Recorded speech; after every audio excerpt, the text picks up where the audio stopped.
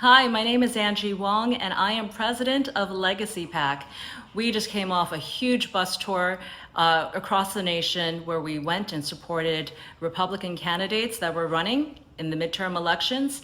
We're going to do it again in Georgia for Herschel Walker during his runoff. And of course, we're mobilizing for the big presidential run in 2024.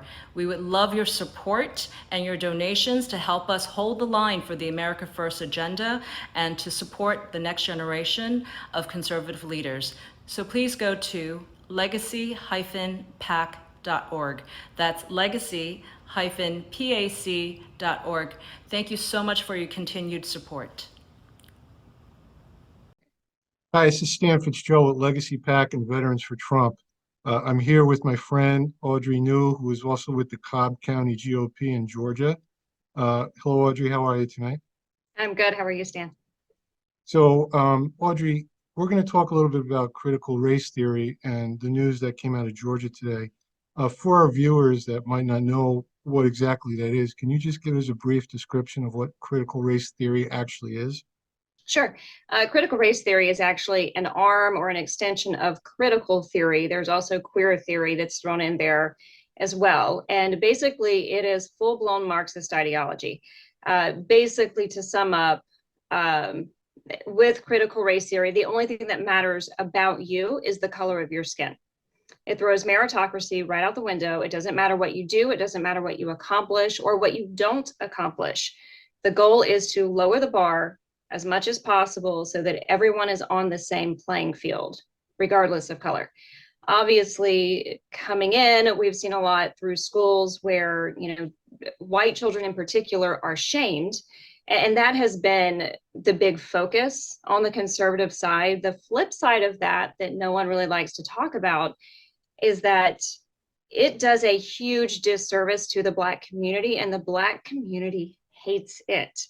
It lowers the bar, it lowers the expectations to the point, and honestly, the idea itself is racist, because what you're saying is that because of the color of your skin, you are not able to achieve the same things that other children of a different skin color might be able to achieve.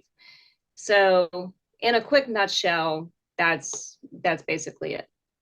Thank you. I'm sure there's a lot of people that don't have kids or don't follow the news, so that explanation is very helpful. And could you just tell our viewers a little bit about your background and what you're doing now? Sure. So I am with the Cobb GOP. I'm the school board liaison to our Republican school board members.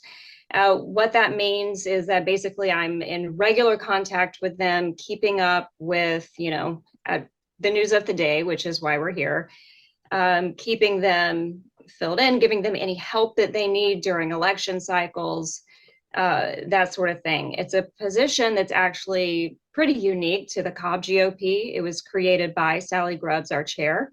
There has never been one before me. So it was really very beneficial being able to bridge the gap between the Cobb GOP and the Republican school board. And I do want to give a shout out to Sally Grubbs here since Yes. we came up. As Audrey just pointed out, she's never heard of that before. And that just goes to show you how much Sally Grubbs pushes to protect our children and support our conservative values. Yes. She'll be running for re-election for county chair. So I encourage anyone in Georgia to please support her. Audrey, this morning, Georgia was in the news yet again. Project Veritas set an undercover in to deal with people in the Cobb County school system. Yes. Can you tell us a little bit of what that was about and how you were involved? Sure.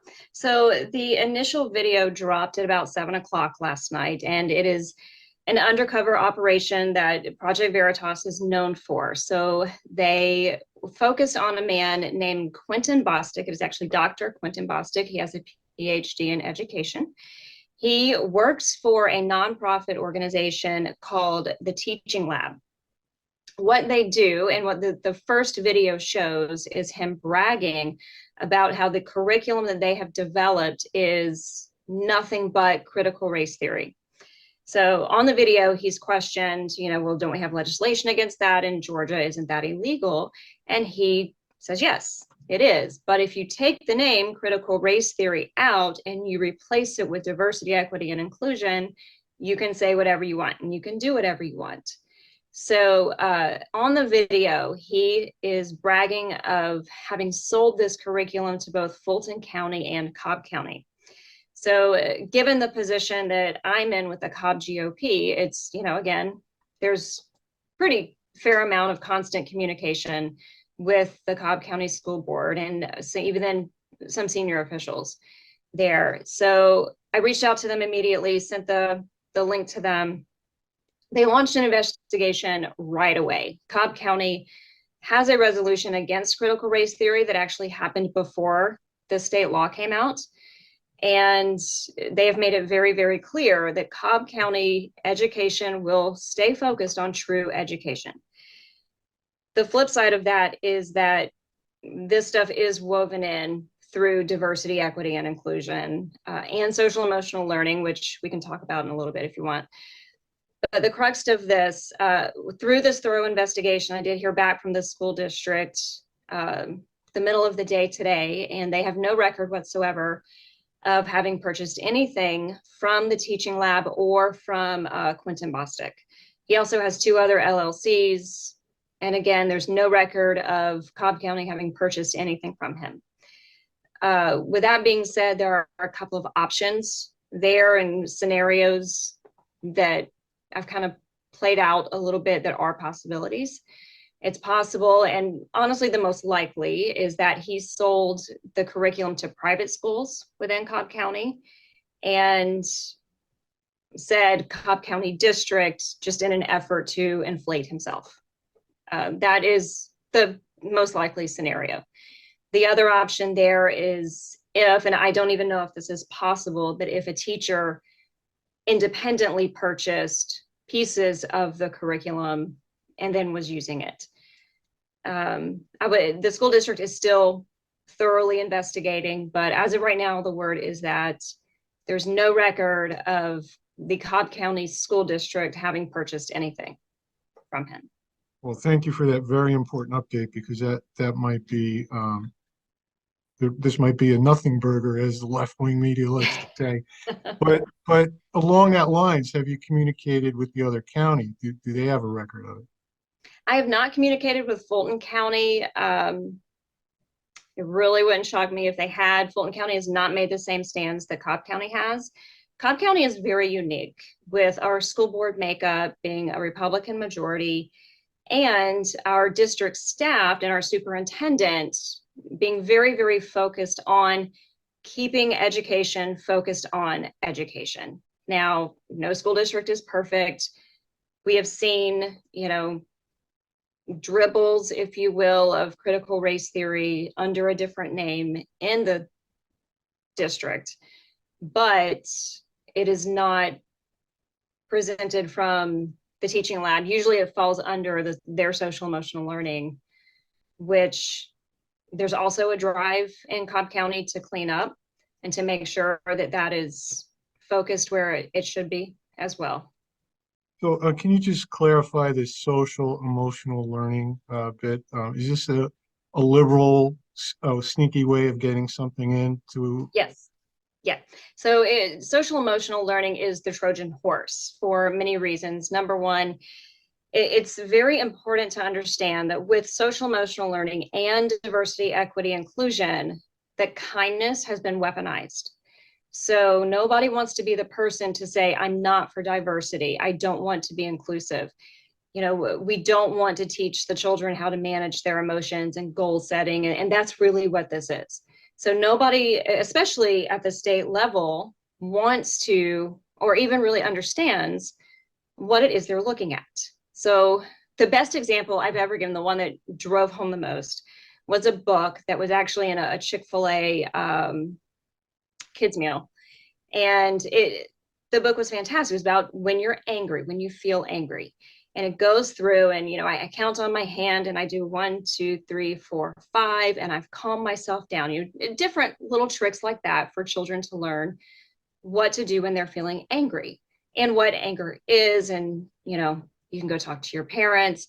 The problem is that as you move through the book, it has an example of another child coming and stealing the toy from the first child. And the book says, don't get angry, go talk to them and ask why they stole it.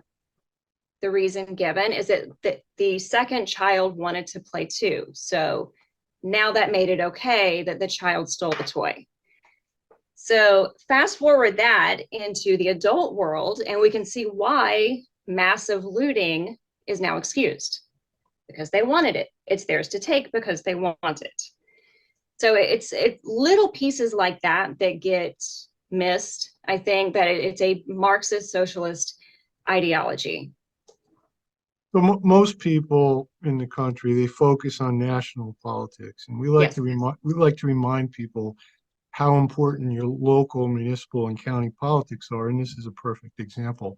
Yes. So could you tell people how they could help, how they could get involved? Absolutely. The biggest thing that you can do is show up to school board meetings. There's actually one tomorrow, Thursday, which unfortunately I'll miss because I'm out of town at the moment, but just show up. And to be the most effective, you come in acknowledging what is being done correctly and what is good. If there are issues that need to be addressed, we can address those, but we can do it respectfully and honestly with dignity. We see a lot of people coming in and they're angry and they're mad and they just yell, and that goes absolutely nowhere. The people sitting behind the big desk, if you will, stopped listening to you the moment they saw how angry you were. So the biggest advice I can give is to show up to the meetings. For parents in particular, learn what to look for. Learn what to look for in your child's curriculum and go through your child's stuff. That gets a little harder for me when I was first put in this position. My kids were in the public school system. My oldest is college age now, and my other two, middle school and high school, are homeschooled. So I don't get to see what's in the public school system.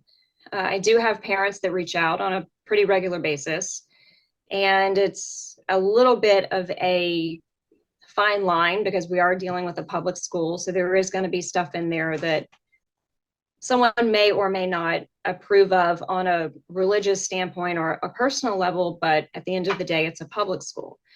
So the best advice I can give to parents is to learn what to look for, pay attention, read what your kids are reading is really the best advice I can give.